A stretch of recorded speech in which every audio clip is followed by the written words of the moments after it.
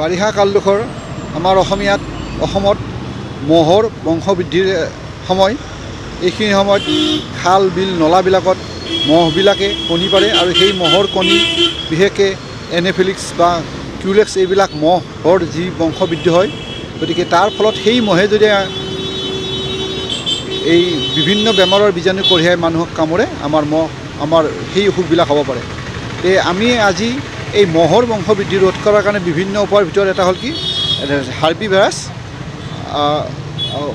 এই ফিছ এই মহ খোৱা আমাৰ এই বিশেষ প্ৰজাতিৰ এইবিধ মাছ আমি আজি ইয়াত চৰকাৰৰ ফালৰ পৰা আমাক যোগান ধৰিছে আৰু আমি বঙাইগাঁৱৰ বিভিন্ন নলা নৰ্দমাত আমি এই মাছখিনি এৰি দিম।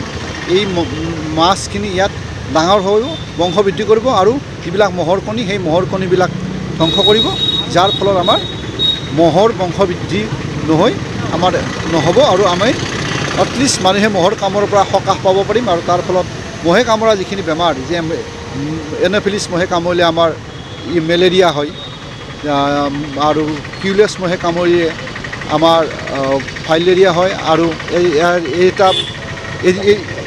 এজিড আৰু আমাৰ জাপানীজ এনকেফেলাইটিছ হয়। গতিকে এই গোটেইকেইটা বেমাৰে অতি চিকিৎসা নকৰিলে ভয়ানক ৰূপ ল'ব পাৰে। গতিকে এই মহৰ বংশবৃদ্ধি ৰোধ কৰি আমি এই বেমাৰখিনি কমাৰ কাৰণে আমি চেষ্টা কৰিছোঁ। আজি সেইকাৰণে আমি ইয়াত মহৰ কণী এৰি দিয়াৰ আমি প্ৰগ্ৰেমটো কৰিছোঁ।